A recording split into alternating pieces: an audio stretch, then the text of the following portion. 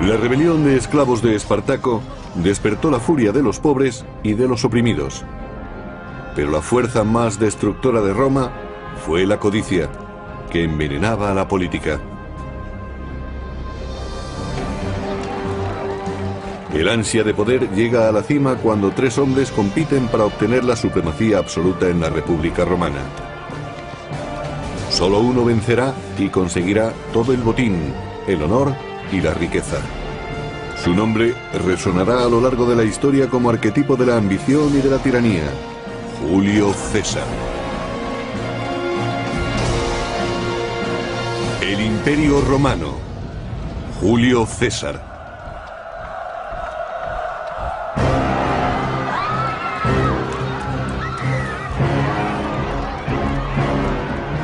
Estamos a mediados del primer siglo antes de Cristo y la democracia se disuelve en la República de Roma. Son tiempos revueltos y de violentos levantamientos políticos.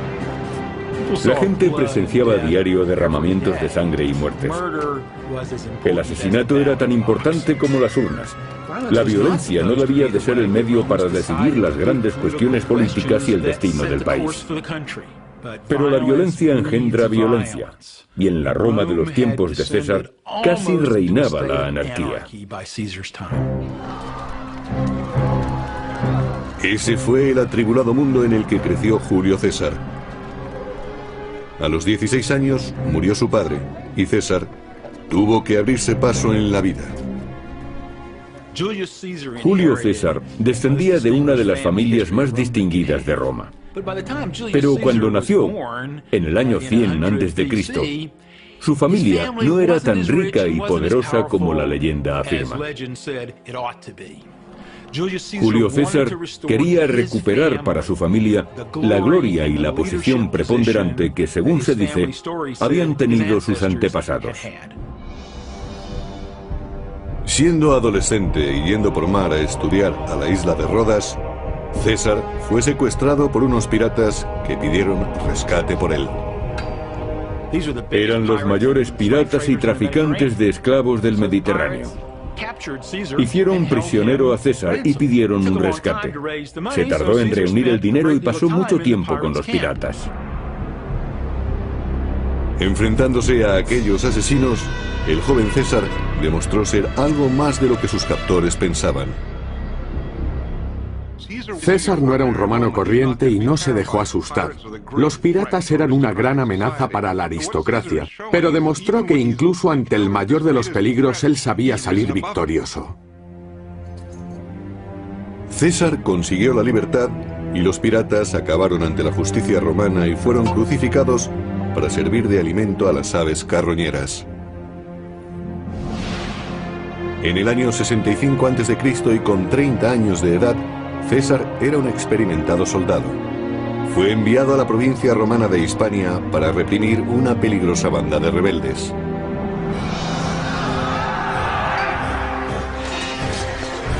Allí demostraría poseer grandes dotes de mando y un carisma que marcarían su futuro.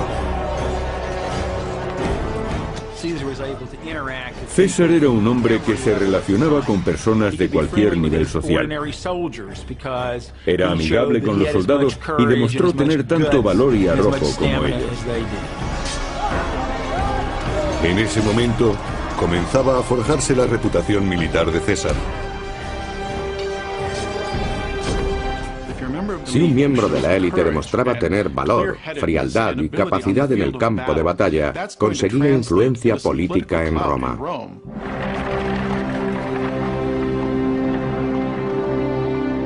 De vuelta a Roma, César se dedica a la política y utiliza su creciente popularidad para ganar las elecciones a cónsul. Ocupar ese puesto es conseguir la posición más prestigiosa de Roma.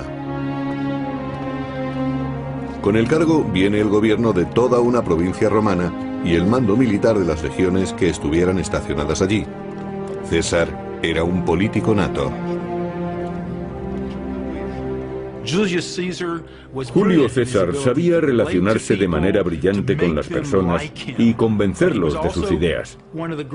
Al mismo tiempo, era un gran escritor y orador público. César conseguía con la palabra que los demás hicieran lo que él quería. Entre sus admiradores se encontraba Marco Bruto, hijo de su amante, que pronto se convertiría en un protegido leal de César. Bruto se sentía inspirado por la campaña populista de su mentor y con el tiempo se dedicaría también a la política. Gracias a su campaña para cónsul, César consiguió el apoyo de muchos. Sin embargo, su atractivo para los plebeyos y su programa innovador le hizo perder apoyos entre la aristocracia conservadora. Se propuso firmemente cambiar el sistema de gobierno y se convirtió en una amenaza para los conservadores por su deseo de introducir reformas políticas. Era su antítesis en todos los sentidos, pero era muy poco lo que podían hacer para impedirlo. Sin embargo, aunque César resultara elegido cónsul de Roma, el conservador Senado podía negarle lo que más necesitaba: el gobierno de la rica provincia de las Galias. César necesitaba dinero desesperadamente. Estaba endeudado y literalmente tenía que escapar de sus acreedores. Todas las dificultades económicas de César se acabarían si el Senado le asignaba el gobierno de las Galias. Para Julio César era crucial que el Senado le concediera la provincia de las Galias. Si tenía éxito en ella, ganaría mucho dinero mediante el saqueo y con los enemigos que capturara al venderlos como esclavos. César necesitaba ganar las elecciones y el gobierno de las Galias, y concibió un plan para conseguirlo.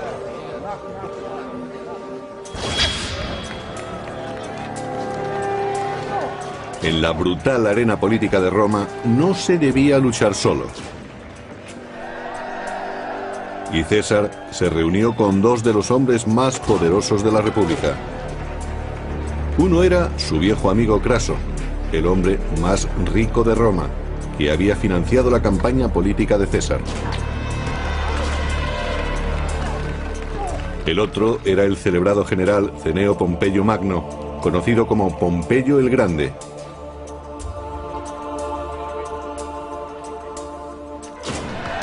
Astuto como un gladiador en el circo, César convenció a Craso y a Pompeyo para que le ayudaran a ganar las elecciones y a controlar el Senado. César realmente era el tercer hombre. Aunque no se había distinguido militarmente tanto como Pompeyo, ni era tan rico como Craso, César era brillante y tenía un aura y un carisma que los demás no poseían. Esta extraordinaria alianza era conocida como el Triunvirato. El llamado triunvirato tenía tanto poder que controlaba el aparato político y podía, en cierto sentido, asignar cargos a voluntad. Por supuesto, eso puso punto final a la libertad política de la aristocracia, que había estado en muy alta estima. Para cerrar el pacto, César propuso un contrato matrimonial entre su hija Julia y Pompeyo. Las bodas, especialmente entre aristócratas romanos, no eran exactamente un símbolo de amor entre hombre y mujer, sino que una familia se emparentaba con otra y la mujer era simplemente una moneda de cambio. Con su fuerza política combinada, Craso y Pompeyo manipularon el sistema. César ganó las elecciones a cónsul y ellos consiguieron un poder inmenso que provenía de los impuestos y de las concesiones de tierra. Y a César, autor de los acuerdos, se le otorgó un magnífico puesto, un periodo de 5 años como gobernador no de una, sino de 2 provincias galas, y además de eso, todo un continente por conquistar.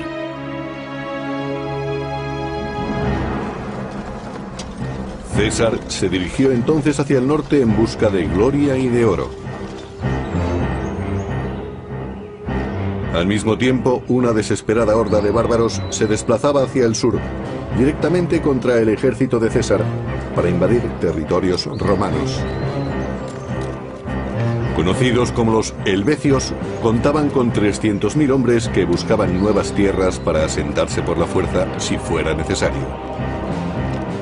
Por extrañas razones, quizá ambientales o quizá bélicas, los bárbaros del norte, hombres, mujeres y niños, con todas sus pertenencias, se dirigieron hacia el sur.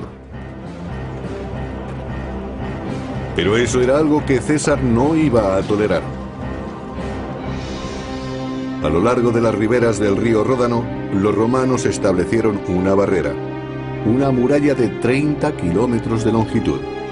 Los helvecios no podían cruzarla, y para rodearla tenían que pasar por las tierras de la tribu Aeduí, más allá de las fronteras de la República. Y eso presentaba un problema. César no tenía autoridad para dirigir su ejército fuera de territorio romano. Para conquistar el botín, los esclavos y las nuevas tierras que ansiaba, debía convencer al Senado de que no existía otra alternativa. Debía aparentar que existía una amenaza monumental. Sin embargo, los helvecios se encargaron de hacerle el favor. César, en su marcha contra este grupo de salvajes, informaba a Roma. Persiguió a los bárbaros creyendo que serían un objetivo fácil, pero pronto vio que estaba equivocado. Sin previo aviso, los helvecios desaparecieron entre los bosques y cayeron sobre la retaguardia de César. Aquellos grupos tenían una apreciable estructura militar, disponían de armas y estaban organizados militarmente, con unidades preparadas para defenderse.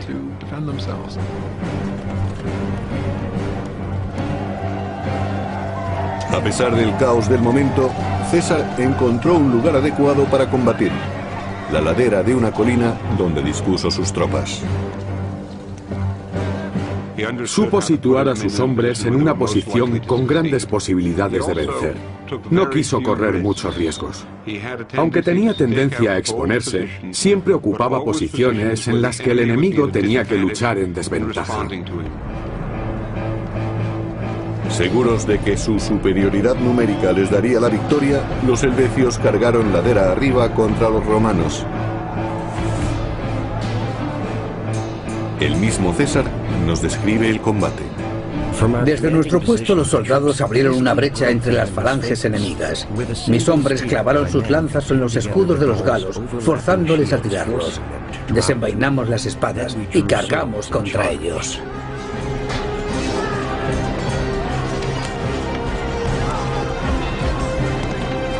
Los romanos parecían dominar la situación, pero los helvecios seguían siendo 5 veces más numerosos.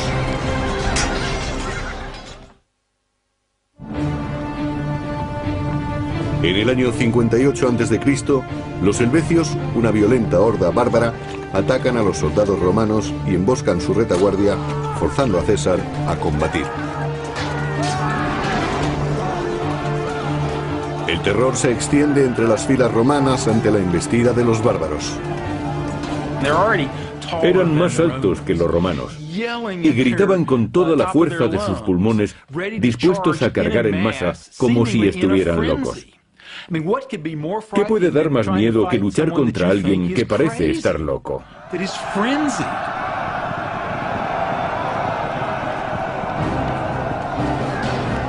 Aunque eran menos, los romanos se encontraban en una posición superior. Cuando la batalla empezó a inclinarse a su favor, mataban sin piedad a los helvecios, como si quisieran borrarlos de la faz de la tierra. El genocidio era aceptable en aquellos días, incluso preferible, porque ¿cuántos germanos quedarían en Italia tras el levantamiento de Espartaco? ¿200, 400, 500.000? Habían demostrado lo que una masa de esclavos desesperados podía hacer contra Roma. La mejor estrategia era muy sencilla: exterminarlos.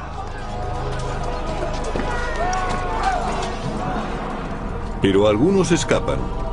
Y siendo César un experto manipulador, hace surgir el fantasma de una invasión germánica para conseguir el apoyo popular de Roma.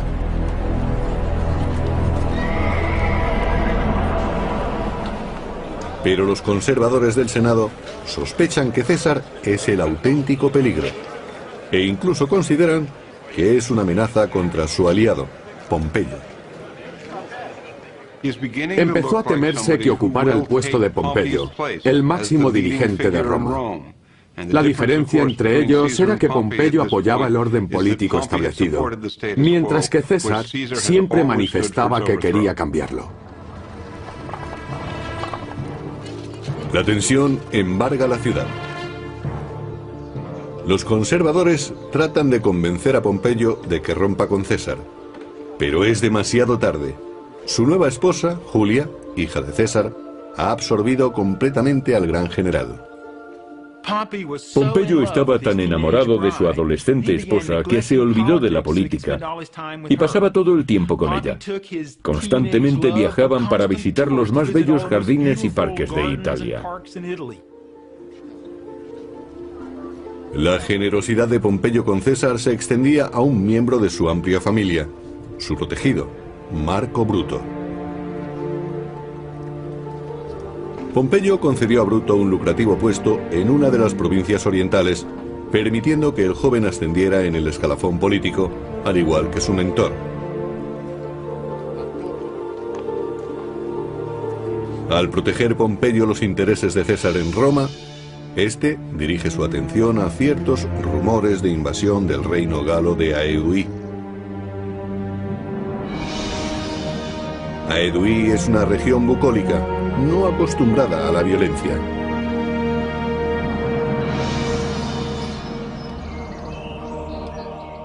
La mayoría de ellos pasaba el tiempo realizando actividades no militares. Se dedicaban a la agricultura, a construir sus casas, a hacer sus ropas y a cuidar de sus hijos. En el año 56 a.C., la paz peligra cuando César informa de que millares de guerreros bárbaros acuden a Aedui, dirigidos por un temible caudillo, Ariovisto. Ariovisto se convirtió en una gran amenaza para los romanos. Según esto, su ejército estaba muy bien equipado y entrenado, y actuaba de forma muy violenta. Recordaba a invasiones y caudillos bárbaros anteriores. Se decía que oprimía a los aliados de Roma que encontraba a su paso, haciendo peligrar el prestigio de la República.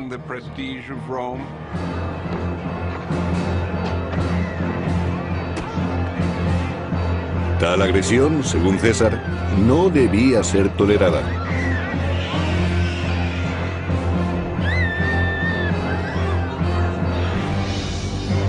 César se entera de que Ariovisco planea establecer su base en la ciudad fortificada de Besançon y rápidamente cruza la Galia con sus hombres para encontrarse con él.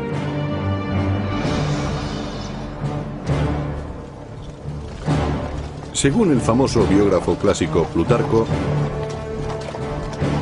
el ejército clamaba por el combate mientras seguía a César al campamento enemigo, a 30 kilómetros. Cuando las legiones romanas estuvieron cerca, los bárbaros recurrieron a sus dioses paganos para que les guiaran en el combate. El ejército de Ariovisto, como todos los ejércitos de la antigüedad, llevaba sacerdotes, videntes y chamanes. En este caso había mujeres que decían que hablaban con los dioses. Antes del combate preguntaban a los videntes y adivinos, ¿dicen los dioses si podemos combatir ahora? Las armas, el agua, el movimiento de las estrellas, todo podía ser una señal que mandaban los dioses.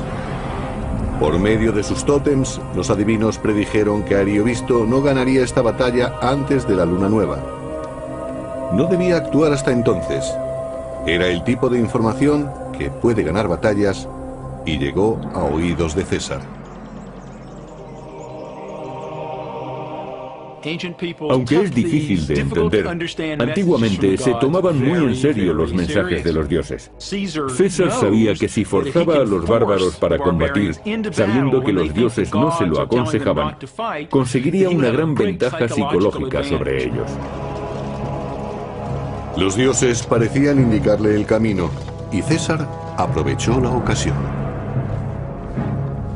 César envió a sus soldados contra la fortificación de los bárbaros para provocarles, para forzar que Ariovisto sacara a sus hombres contra su voluntad. Estos estaban obsesionados con la idea de que no debían combatir, porque los dioses les habían dicho que no lucharan en ese momento contra César. César aprovechó la ventaja y atacó.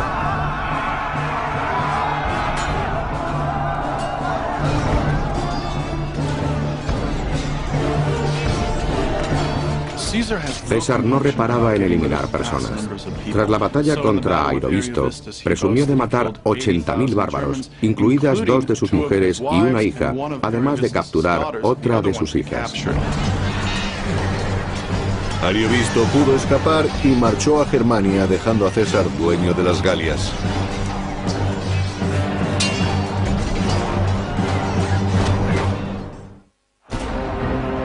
En el año 58 a.C., Julio César mató a decenas de millares de violentos guerreros germánicos.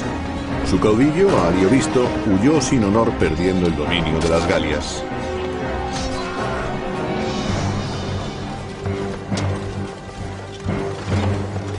Ahora, con total libertad, como había planeado, César puede anexionarse los reinos de las Galias y presentarse como liberador. Sin embargo, algunos no dieron la bienvenida al gobierno romano.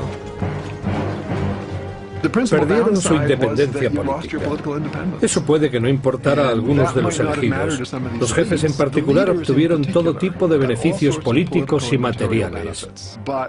Pero sabemos que a mucha gente no le gustaba ser gobernada por extranjeros. En los 3 años siguientes, César abandonaría su disfraz de protector.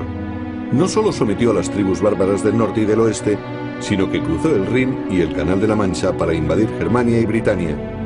Fue el primer romano en hacerlo. Informando y promocionándose al mismo tiempo, César enviaba a Roma los emocionantes relatos de sus conquistas. Aunque rodeados por miles de nativos, mis hombres se defendieron con la mayor valentía durante 4 horas y mataron muchos británicos a cambio de solo unos pocos hombres heridos. Tan pronto como divisó nuestra caballería, el enemigo arrojó sus armas y huyó, sufriendo pérdidas muy graves. Era como acompañarle en sus campañas. Para los romanos fue una novela de aventuras, una historia de exploradores. Nadie había ido más allá del norte de las Galias, ni tampoco a Britania. Para los romanos debió de ser una narración muy interesante. El relato de César es uno de los documentos políticos e históricos más importantes que haya sobrevivido. En él justifica acciones ilegales, absueltas solo porque consiguió éxito. Incluso el protegido de César, Marco Bruto, estudiaba los comunicados con preocupación creciente. Leyendo entre líneas los elocuentes mensajes de César, descubrió el objeto de su desmedida ambición. De repente se dieron cuenta de que César había acumulado grandes riquezas y un ejército demasiado poderoso. Además, gastaba mucho dinero para conseguir apoyos en la península italiana. Bruto estaba preocupado por su posición política. Cuanto más poderoso fuera César, menos poderosa sería la aristocracia. Los líderes conservadores se comprometieron para detener a César.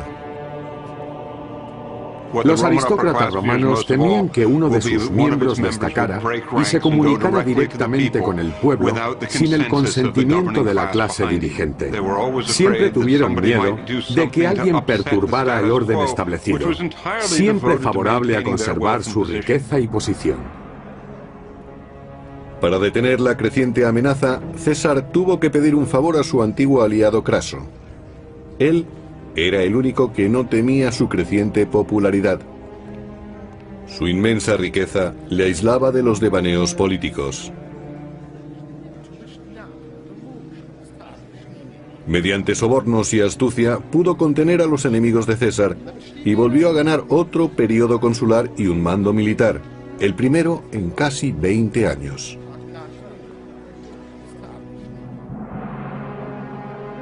Pensando en una gloria duradera, Craso se dirigió hacia el este para invadir el reino de los partos, muriendo en una emboscada. César perdió así su primer protector en Roma. En aquellos días, la única hija de César, Julia, murió al dar a luz. Su marido Pompeyo, el último protector de César, quedó desolado. El niño murió un par de días más tarde. Pompeyo quedó consternado, y la pérdida de su amada esposa y el hijo que le había dado acabaron por destruir su alianza con César. Sus emociones le sobrepasaron y rompió con su antiguo aliado. El triunvirato había terminado. Pompeyo y César eran ahora enemigos. La suerte estaba echada. El enfrentamiento sería definitivo. Según aumentaban las luchas políticas, los partidarios de los dos titanes se manifestaban en la calle, cada facción decidida a acabar con la otra. Roma estaba sumida en un caos político. La violencia se había convertido en la norma. En las campañas políticas, las distintas bandas peleaban hasta en la calle. En medio de aquel desorden, el edificio del Senado, la sede del gobierno de Roma, ardió hasta los cimientos. La situación en la ciudad era desesperada. También en las Galias el ambiente se volvió peligroso para César. Un carismático caudillo llamado Vercingetorix arengaba a los galos en su región de Auvergne para levantarse contra los romanos.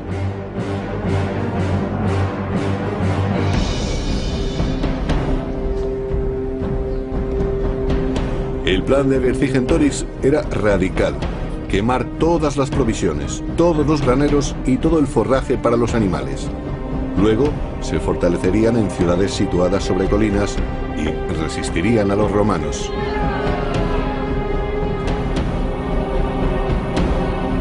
Cuando sus posesiones estaban en llamas, la solución debió parecerles a los galos demasiado peligrosa. Sin embargo, su sacrificio sorprendió y alarmó a los romanos. Vercingetorix trataba de destruir la logística del ejército romano. Alimentar a los soldados era un gran problema, y cuanto más se alejara César persiguiendo a los galos, más tendrían que racionar sus provisiones, que a su vez resultarían más fáciles de cortar para conseguir que las tropas pasaran hambre. Con las reservas de comida descendiendo rápidamente, los romanos solo tenían dos alternativas: quedarse y pasar hambre o retirarse. Pero César nunca pensó en retirarse. En el año 52 a.C., un valiente guerrero llamado Vercingetorix animó a su gente a sublevarse contra Roma y quemar sus graneros y sus fuentes de aprovisionamiento. Hacia finales del invierno, los romanos tuvieron que elegir entre el hambre o la victoria. Pero ahora había vuelto la primavera. César arengó a sus tropas y atacó a Vercingetorix y sus hombres. Entre los lugartenientes más próximos a César estaba Marco Antonio.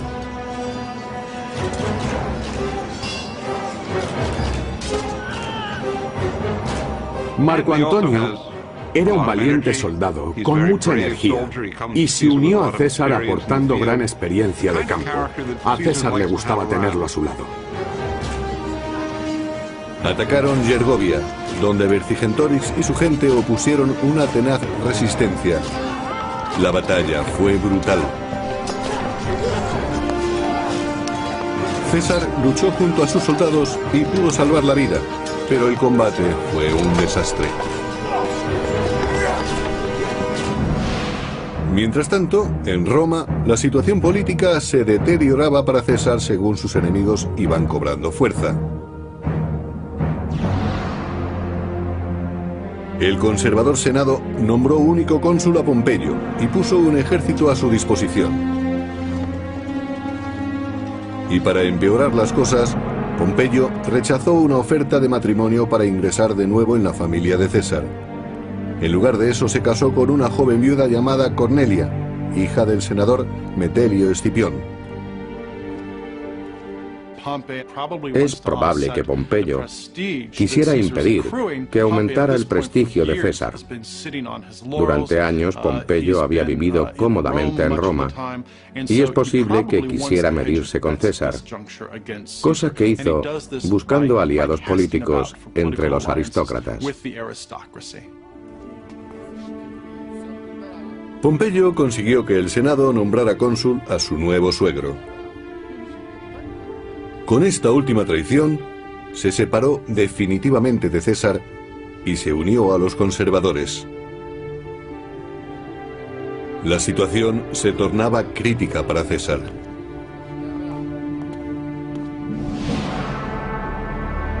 Debía salvar las Galias o perder su prestigio para siempre. Persiguió a Vercingetorix hasta la ciudad fortificada de Alesia y allí mandó cavar una trinchera doble.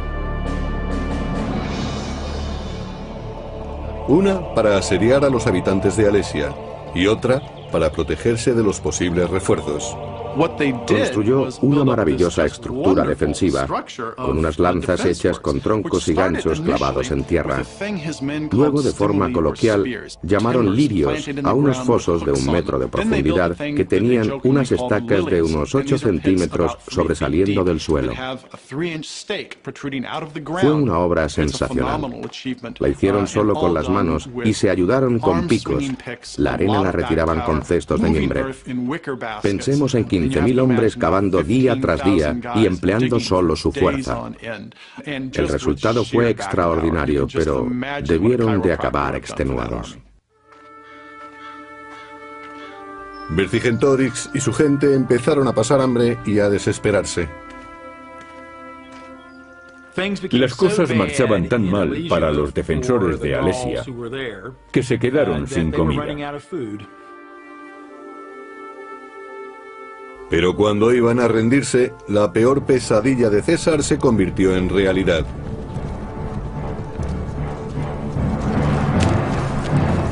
Toda la Galia se sublevó en ayuda de Alesia.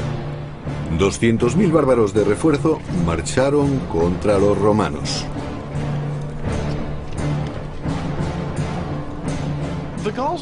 Los galos eran una fuerza relativamente bien organizada y muy pronto reunieron mucha gente. En el asedio de Alesia, el sitiador César se convirtió en sitiado. Al llegar los refuerzos, Vercingetorix salió por fin de la ciudad. Los romanos estaban rodeados y los bárbaros se dispusieron a asestar el golpe final. La batalla de Alesia fue el mayor reto al que se enfrentó César en 10 años. Porque para derrotar a su enemigo, tenía que luchar con él tanto en vanguardia como en retaguardia. Solo las tropas más veteranas podían resistir aquel asalto. Había que estar psicológicamente preparado para enfrentarse al enemigo y matarlo con una espada de medio metro. Para conseguirlo, se luchaba cuerpo a cuerpo, y resultaba igual de sencillo morir que matar. En su relato de la guerra de las Galias, César nos describió la batalla. Ni terraplenes ni trincheras pudieron resistir la embestida de los furiosos galos. Y entonces supe que había llegado el momento de llevar a cabo una acción decisiva. Tenía una gran lucidez, hasta el punto de que cuando sus hombres perdían el control, los cogía por la garganta para que siguieran combatiendo. Mantenía la cabeza fría ante el peligro. Los galos vieron a la caballería a sus espaldas y unas cortes de refresco que avanzaban hacia ellos. Rompieron sus filas y huyeron, pero nosotros los perseguimos. En el año 52 a.C., en los campos cercanos a Alesia, murió el sueño de una Galia independiente. Vercingetorix se rindió a César y gran parte de la Europa del norte pasó a formar parte de Roma. Las campañas de César fueron muy importantes porque ampliaron Roma desde el Mediterráneo hasta la Galia central y del norte. Sus dominios llegaban hasta Germania y Britania. Ahora Europa del Norte se encontraba dentro del Imperio Romano. Y a largo plazo llevar las fronteras mucho más allá del Mediterráneo como hizo César tuvo una gran repercusión. Ahora victorioso, César podía regresar a Roma. Había eclipsado a todos los demás nobles, incluido Pompeyo. Después de casi una década de victorias militares en las Galias, César quería regresar a Roma para recoger su recompensa y ser reconocido por todos como su máximo dirigente. Pero sus rivales le odiaban y le temían a la vez, sobre todo porque los había relegado a la sombra. En el año 49 a.C., muchos aristócratas romanos insistieron en que César dejara el ejército y volviera a Roma, pero él siempre lo evitaba. César sabía que si disolvía su ejército y regresaba a Roma, sería asesinado por sus rivales que le odiaban por sus éxitos y sabían que no podrían detenerle debido a su popularidad.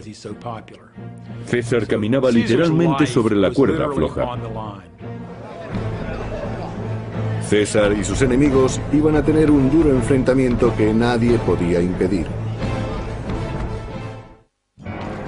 En el año 50 a.C., Julio César no tenía rival en Roma. El Senado, temeroso de su poder, insistió en que debía de poner el mando. Furioso, César condujo su ejército hacia el sur, preparando una invasión a Roma, y se detuvo en la frontera ante un pequeño río, el Rubicón.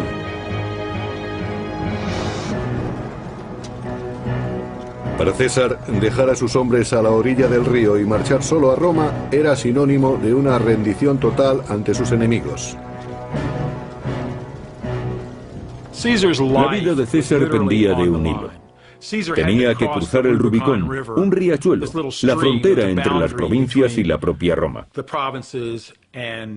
Cuando lo hizo, sabía que podía desencadenar una guerra civil, pero tuvo que elegir entre eso o caer en desgracia.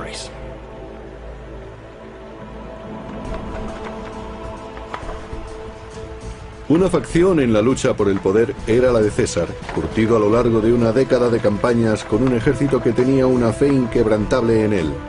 Su dedicación era absoluta. Por otra parte estaba Pompeyo. Su ejército estaba repartido por toda Italia y su lealtad era dudosa.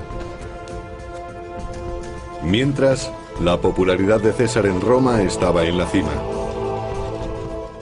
La población romana consideraba a César como un dios que regresaba a casa. Los soldados se apuntaban en masa a su ejército. No tenía oposición. Los que le temían huían en oleadas hacia Roma, convirtiendo la ciudad en un caos donde la gente estaba presa del pánico. El pueblo de Roma amaba a César y salía a la calle esperando su regreso con impaciencia. Pompeyo reunió al Senado y marchó a Grecia, donde contaba con grandes apoyos.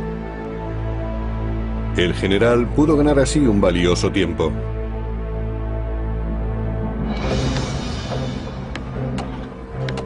Pasaron meses antes de que César pudiera construir o apropiarse de los barcos y suministros suficientes para ir tras él.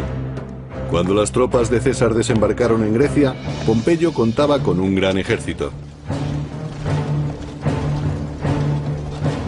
En enero del año 48 a.C., en Farsalia, los dos personajes más importantes de Roma se enfrentan a una trágica guerra civil. Pompeyo dispone del doble de soldados que César, pero los de este están armados con una poderosa arma, la confianza. Pompeyo tenía que luchar o rendirse. Así hacía César las cosas. Además, sabían que siempre situaba a sus hombres en una posición con grandes posibilidades de vencer. Disponía de un ejército muy bien entrenado, que se compenetraba a la perfección, por algo los llamaban veteranos. Se habían convertido en una fuerza muy efectiva, acostumbrada a combatir. En Farsalia, los largos años de campaña de César dieron sus frutos. Sus tropas destruyeron totalmente al ejército enemigo. El mismo Pompeyo tuvo que escapar. César lo persiguió hasta Egipto, pero fue demasiado tarde. El gran Pompeyo cayó en una trampa y fue decapitado por forajidos egipcios. La cabeza fue enviada a César. Según el biógrafo clásico Plutarco, cuando le llevaron la cabeza de Pompeyo, César no quiso mirarla, pero se quedó con la sortija que utilizaba como sello mientras lloraba. ¿Lloró realmente? Resulta demasiado anecdótico y desafía la realidad. Pudo ser posible porque Pompeyo había sido camarada y amigo suyo durante mucho tiempo. Al ver a Pompeyo muerto, puede que César se diera cuenta de que a él también le podía ocurrir lo mismo. En el año 46 a.C., sin rivales que se le opusieran, César consiguió el poder total que había ansiado durante toda su vida. Roma era suya. César se dispuso a reconstruir la ciudad, cambió las leyes de los impuestos y estableció nuevas colonias. Se convirtió en el primer dirigente romano en concebir un imperio. César se convirtió en el nuevo Estado que sustituyó a la República. Era una visión previa de lo que iba a ocurrir en Roma con los emperadores, pero lo hizo de tal manera que parecía despreciar las tradiciones republicanas. En consecuencia, se aisló de los demás. No queriendo compartir su mandato con nobles inferiores, se proclamó dictador de por vida. Sería el nuevo rey de Roma.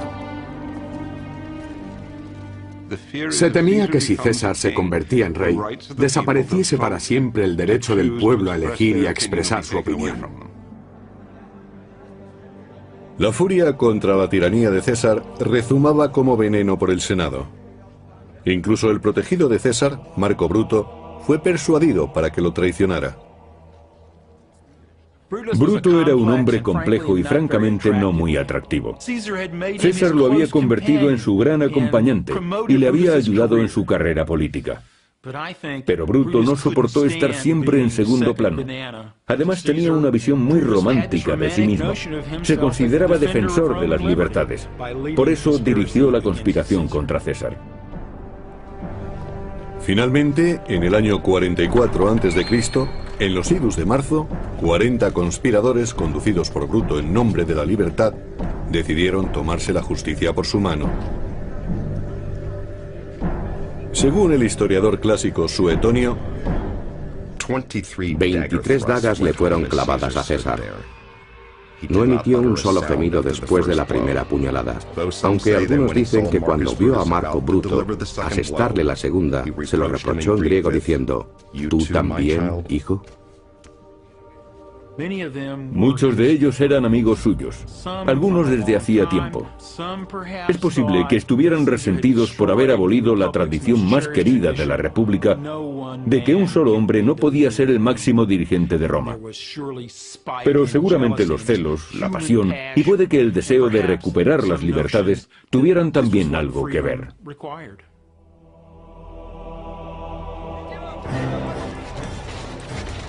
La muerte de César no trajo de vuelta a la República, como esperaban los conspiradores, sino que la anarquía, la violencia y el imperio acabaron imponiéndose.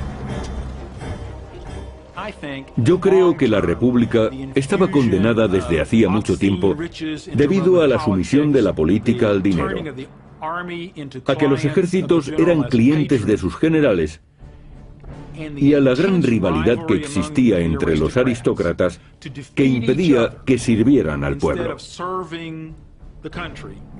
No hacía falta la intervención del genio y la figura de Julio César. Fue un pariente suyo, Augusto, el que encontró la forma de dar vida al Imperio Romano.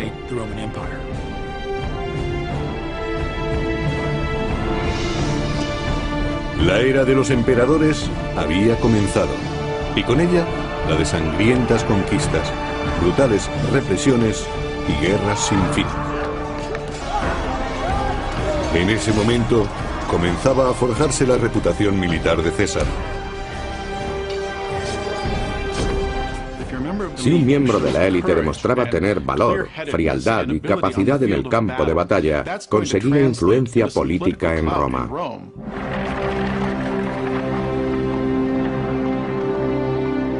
De vuelta a Roma, César se dedica a la política y utiliza su creciente popularidad para ganar las elecciones a cónsul. Ocupar ese puesto es conseguir la posición más prestigiosa de Roma. Con el cargo viene el gobierno de toda una provincia romana y el mando militar de las legiones que estuvieran estacionadas allí. César era un político nato. Julio César sabía relacionarse de manera brillante con las personas y convencerlos de sus ideas.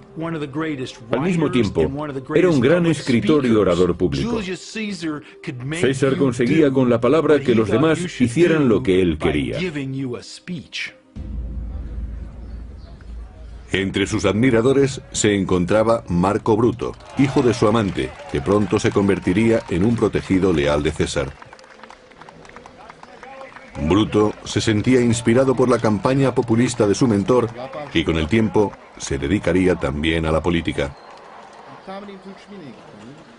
Gracias a su campaña para cónsul, César consiguió el apoyo de muchos. Sin embargo, su atractivo para los plebeyos y su programa innovador le hizo perder apoyos entre la aristocracia conservadora. Se propuso firmemente cambiar el sistema de gobierno y se convirtió en una amenaza para los conservadores por su deseo de introducir reformas políticas. Era su antítesis en todos los sentidos, pero era muy poco lo que podían hacer para impedirlo. Sin embargo, aunque César resultara elegido cónsul de Roma, el conservador Senado podía negarle lo que más necesitaba: el gobierno de la rica provincia de las Galias. César necesitaba dinero desesperadamente. Estaba endeudado y literalmente tenía que escapar de sus acreedores.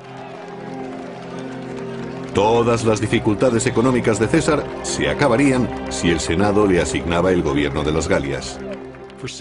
Para Julio César era crucial que el Senado le concediera la provincia de las Galias. Si tenía éxito en ella, ganaría mucho dinero mediante el saqueo y con los enemigos que capturara al venderlos como esclavos. César necesitaba ganar las elecciones y el gobierno de las Galias, y con el ansia de poder llega a la cima cuando tres hombres compiten para obtener la supremacía absoluta en la República Romana. Solo uno vencerá y conseguirá todo el botín, el honor y la riqueza. Su nombre resonará a lo largo de la historia como arquetipo de la ambición y de la tiranía: Julio César. El Imperio Romano. Julio César.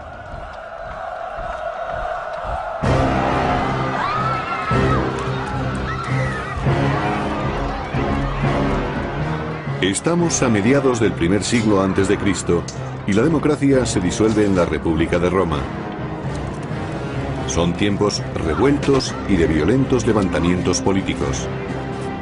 La gente presenciaba a diario derramamientos de sangre y muertes. El asesinato era tan importante como las urnas. La violencia no debía de ser el medio para decidir las grandes cuestiones políticas y el destino del país. Pero la violencia engendra violencia, y en la Roma de los tiempos de César casi reinaba la anarquía. Ese fue el atribulado mundo en el que creció Julio César. A los 16 años murió su padre, y César tuvo que abrirse paso en la vida. Julio César descendía de una de las familias más distinguidas de Roma. Pero cuando nació, en el año 100 a.C., su familia no era tan rica y poderosa como la leyenda afirma. Julio César quería recuperar para su familia la gloria y la posición preponderante que, según se dice, habían tenido sus antepasados. Siendo adolescente y yendo por mar a estudiar a la isla de Rodas, César fue secuestrado por unos piratas que pidieron rescate por él. Eran los mayores piratas y traficantes de esclavos del Mediterráneo. Hicieron prisionero a César y pidieron un rescate. Se tardó en reunir el dinero y pasó mucho tiempo con los piratas. Enfrentándose a aquellos asesinos, el joven César demostró ser algo más de lo que sus captores pensaban. César no era un romano corriente y no se dejó asustar. Los piratas eran una gran amenaza para la aristocracia, pero demostró que incluso ante el mayor de los peligros él sabía salir victorioso.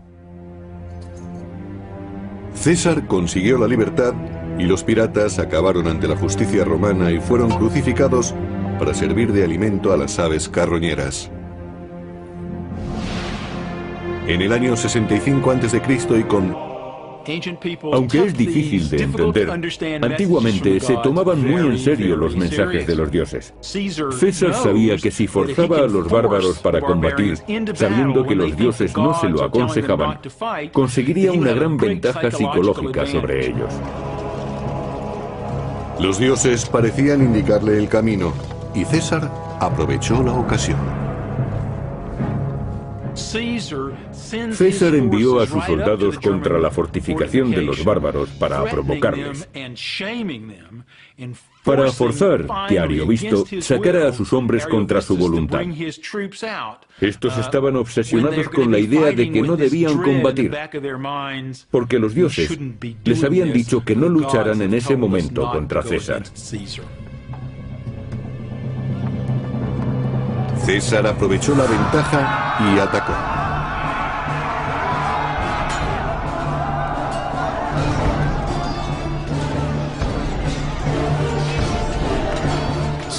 César no reparaba en eliminar personas. Tras la batalla contra Airovisto, presumió de matar 80.000 bárbaros, incluidas 2 de sus mujeres y una hija, además de capturar otra de sus hijas.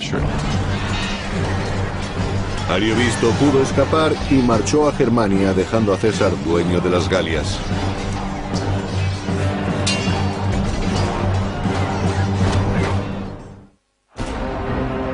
En el año 58 a.C., Julio César mató a decenas de millares de violentos guerreros germánicos. Su caudillo, Ariovisto, huyó sin honor, perdiendo el dominio de las Galias.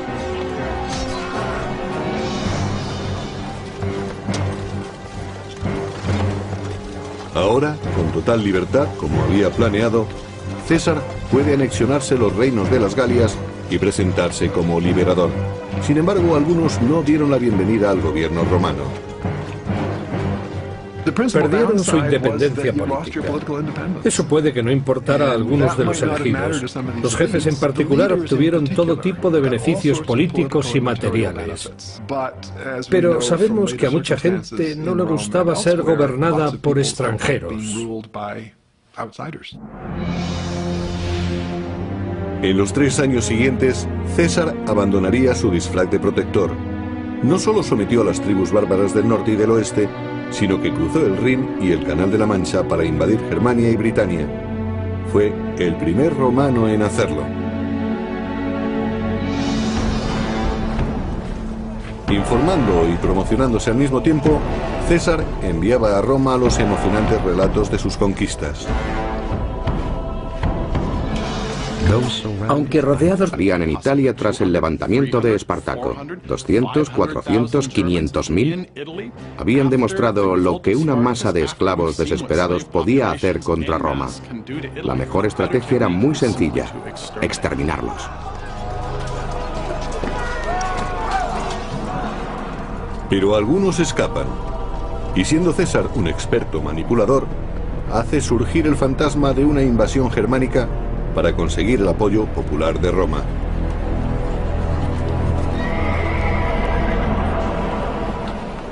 Pero los conservadores del Senado sospechan que César es el auténtico peligro, e incluso consideran que es una amenaza contra su aliado, Pompeyo. Empezó a temerse que ocupara el puesto de Pompeyo, el máximo dirigente de Roma. La diferencia entre ellos era que Pompeyo apoyaba el orden político establecido, mientras que César siempre manifestaba que quería cambiarlo. La tensión embarga la ciudad. Los conservadores tratan de convencer a Pompeyo de que rompa con César, pero es demasiado tarde. Su nueva esposa, Julia, hija de César, ha absorbido completamente al gran general. Pompeyo estaba tan enamorado de su adolescente esposa que se olvidó de la política y pasaba todo el tiempo con ella. Constantemente viajaban para visitar los más bellos jardines y parques de Italia. La generosidad de Pompeyo con César se extendía a un miembro de su amplia familia, su protegido, Marco Bruto. Pompeyo concedió a Bruto un lucrativo puesto en una de las provincias orientales, permitiendo que el joven ascendiera en el escalafón político, al igual que su mentor. Al proteger Pompeyo los intereses de César en Roma, este dirige su atención a ciertos rumores de invasión del reino galo de Aeduí. Aeduí es una región bucólica, no acostumbrada a la violencia.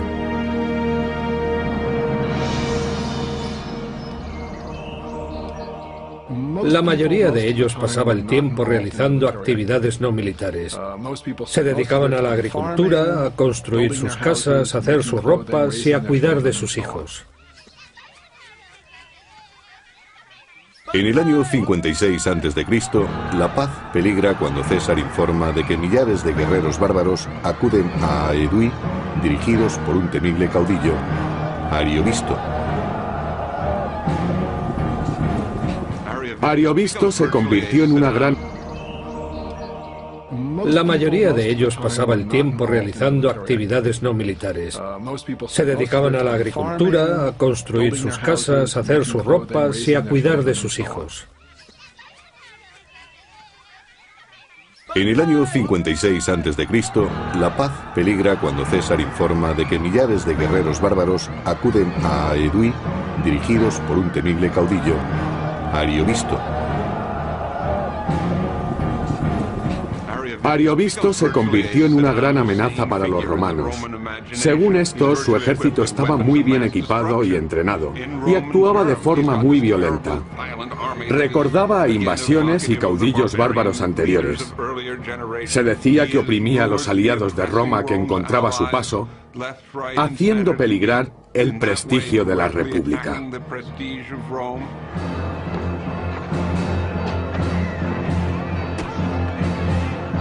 Tal agresión, según César, no debía ser tolerada.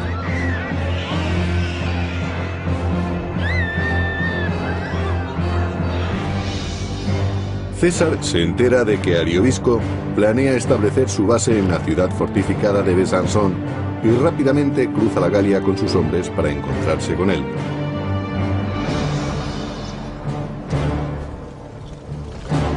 Según el famoso biógrafo clásico Plutarco, el ejército clamaba por el combate mientras seguía a César al campamento enemigo, a 30 kilómetros. Cuando las legiones romanas estuvieron cerca, los bárbaros recurrieron a sus dioses paganos para que les guiaran en el combate. El ejército de Ariovisto, como todos los ejércitos de la antigüedad, llevaba sacerdotes, videntes y chamanes. En este caso había mujeres que decían que hablaban con los dioses. Antes del combate preguntaban a los videntes y adivinos, ¿dicen los dioses si podemos combatir ahora? Las armas, el agua, el movimiento de las estrellas, todo podía ser una señal que mandaban los dioses. Por medio de sus tótems, los adivinos predijeron que Ariovisto no ganaría esta batalla antes de la luna nueva. No debía actuar hasta entonces. Era el tipo de información que puede ganar batallas y llegó a oídos de César. Aunque es difícil de entender, antiguamente se tomaban muy en serio los mensajes de los dioses. César sabía que si forzaba a los bárbaros para combatir, sabiendo que los dioses no se lo aconsejaban, conseguiría una gran ventaja psicológica sobre ellos.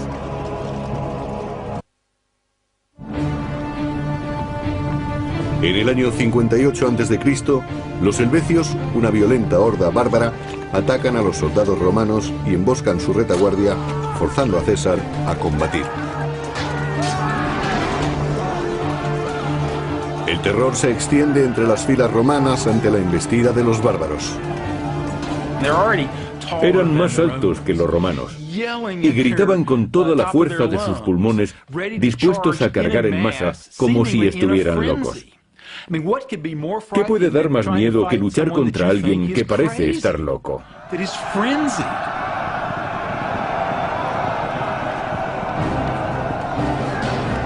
Aunque eran menos, los romanos se encontraban en una posición superior. Cuando la batalla empezó a inclinarse a su favor, mataban sin piedad a los helvecios, como si quisieran borrarlos de la faz de la tierra. El genocidio era aceptable en aquellos días, incluso preferible, porque ¿cuántos germanos quedarían en Italia tras el levantamiento de Espartaco? ¿200, 400, 500.000? Habían demostrado lo que una masa de esclavos desesperados podía hacer contra Roma. La mejor estrategia era muy sencilla: exterminarlos.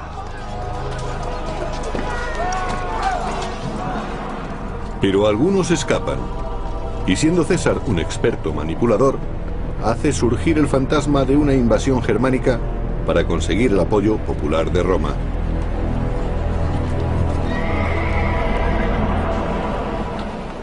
Pero los conservadores del Senado sospechan que César es el auténtico peligro, e incluso consideran que es una amenaza contra su aliado, Pompeyo. Empezó a temerse que ocupara el puesto de Pompeyo, el máximo dirigente de Roma. La diferencia entre ellos era que Pompeyo apoyaba el orden político establecido, mientras que César siempre manifestaba que quería cambiarlo. La tensión embarga la ciudad. Los conservadores tratan de convencer a Pompeyo de que rompa con César, pero es demasiado tarde. Su nueva esposa, Julia, hija de César, ha absorbido completamente al gran general. Pompeyo estaba tan enamorado de su adolescente esposa que se olvidó de la política y pasaba todo el tiempo con ella. Constantemente viajaban para visitar los más bellos jardines y parques de Italia. La generosidad de Pompeyo con César se extendía a un miembro de su amplia familia, su protegido, Marco Bruto. Pompeyo concedió a Bruto un lucrativo puesto. Para los romanos debió de ser una narración muy interesante. El relato de César es uno de los documentos políticos e históricos más importantes que haya sobrevivido. En él justifica acciones ilegales, absueltas solo porque consiguió éxito. Incluso el protegido de César, Marco Bruto, estudiaba los comunicados con preocupación creciente. Leyendo entre líneas los elocuentes mensajes de César, descubrió el objeto de su desmedida ambición. De repente se dieron cuenta de que César había acumulado grandes riquezas y un ejército demasiado poderoso. Además, gastaba mucho dinero para conseguir apoyos en la península italiana. Bruto estaba preocupado por su posición política. Cuanto más poderoso fuera César, menos poderosa sería la aristocracia. Los líderes conservadores se comprometieron para detener a César. Los aristócratas romanos temían que uno de sus miembros destacara y se comunicara directamente con el pueblo sin el consentimiento de la clase dirigente. Siempre tuvieron miedo de que alguien perturbara el orden establecido, siempre favorable a conservar su riqueza y posición. Para detener la creciente amenaza, César tuvo que pedir un favor a su antiguo aliado Craso. Él era el único que no temía su creciente popularidad. Su inmensa riqueza le aislaba de los devaneos políticos. Mediante sobornos y astucia pudo contener a los enemigos de César y volvió a ganar otro periodo consular y un mando militar, el primero en casi 20 años.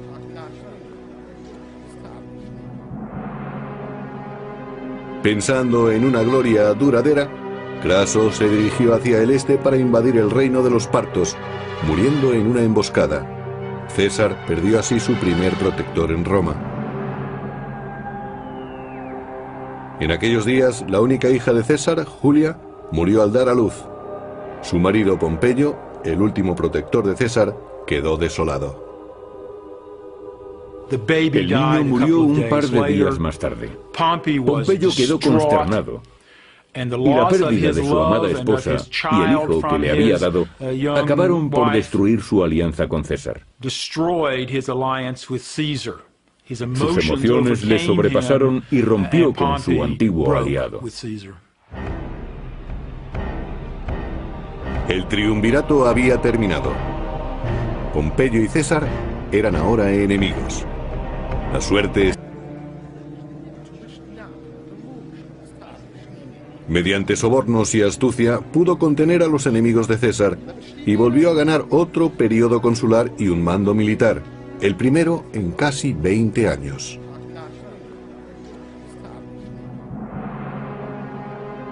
Pensando en una gloria duradera, Craso se dirigió hacia el este para invadir el reino de los partos, muriendo en una emboscada. César perdió así su primer protector en Roma. En aquellos días, la única hija de César, Julia, murió al dar a luz.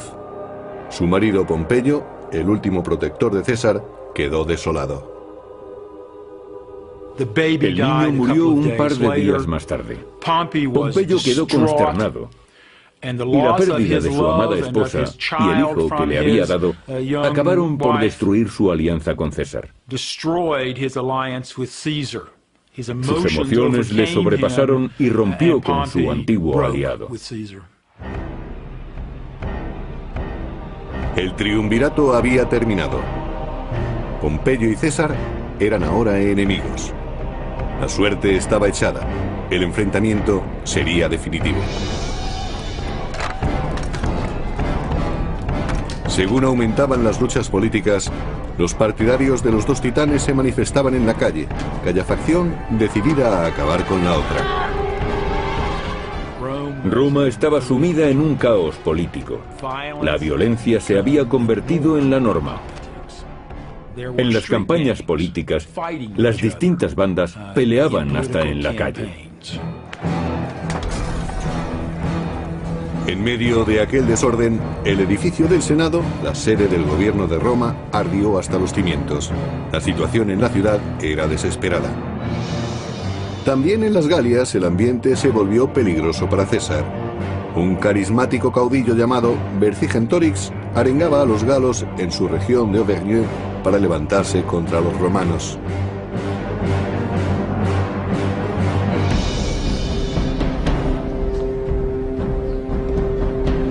El plan de Vercingetorix era radical: quemar todas las provisiones, todos los graneros y todo el forraje para los animales. Luego se fortalecerían en ciudades situadas sobre colinas y resistirían a los romanos.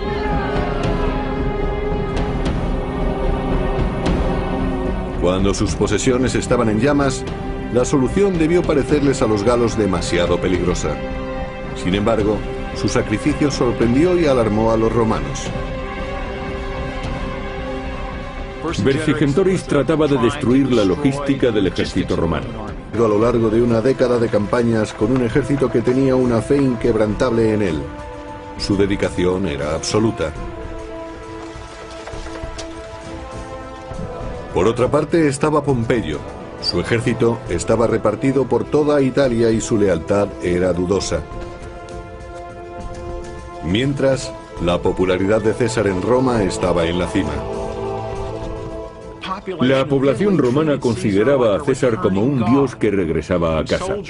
Los soldados se apuntaban en masa a su ejército. No tenía oposición. Los que le temían huían en oleadas hacia Roma, convirtiendo la ciudad en un caos donde la gente estaba presa del pánico. El pueblo de Roma amaba a César y salía a la calle esperando su regreso con impaciencia. Pompeyo reunió al Senado y marchó a Grecia, donde contaba con grandes apoyos. El general pudo ganar así un valioso tiempo.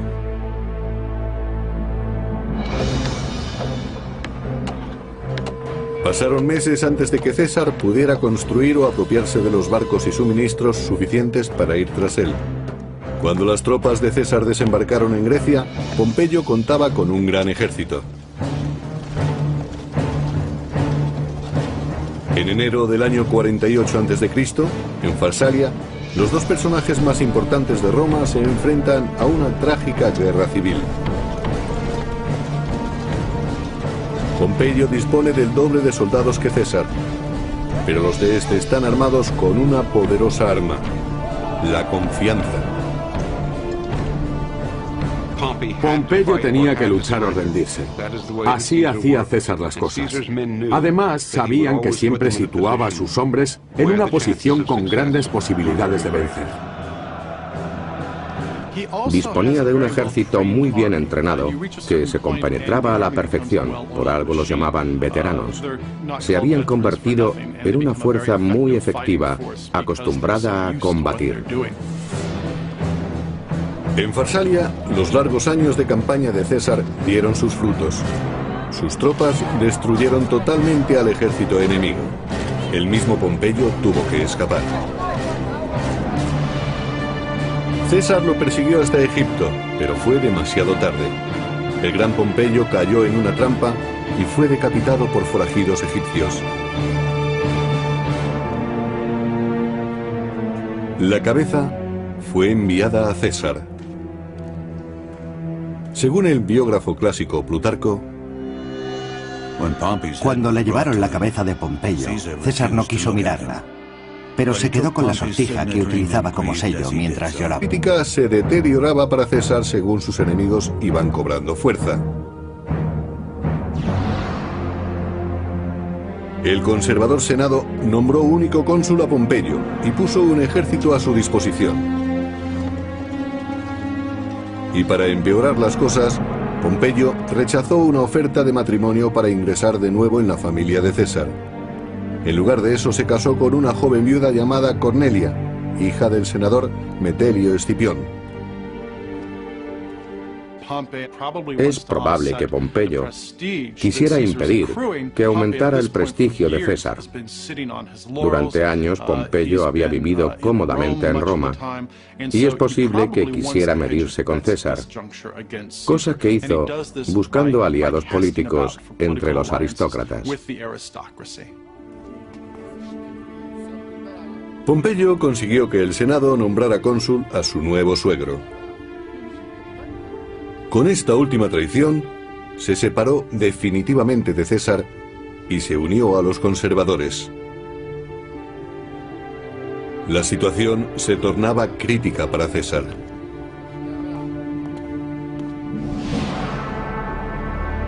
Debía salvar las Galias o perder su prestigio para siempre. Persiguió a Vercingetorix hasta la ciudad fortificada de Alesia y allí mandó cavar una trinchera doble. Una para asediar a los habitantes de Alesia y otra para protegerse de los posibles refuerzos. Construyó una maravillosa estructura defensiva, con unas lanzas hechas con troncos y ganchos clavados en tierra. Luego, de forma coloquial, llamaron lirios a unos fosos de 1 metro de profundidad que tenían unas estacas de unos 8 centímetros sobresaliendo del suelo. Fue una obra sensacional. La hicieron solo con las manos y se ayudaron con picos. La arena la retiraban con cestos de mimbre. Pensemos en 15.000 hombres cavando día tras día y empleando solo su fuerza. El resultado fue extraordinario, pero debieron de acabar extenuados. Vercingetorix y su gente empezaron a pasar hambre y a desesperarse. Las cosas marchaban tan mal para los defensores de Alesia que se quedaron sin comida. Pero cuando iban a rendirse, la peor pesadilla de César se convirtió en realidad.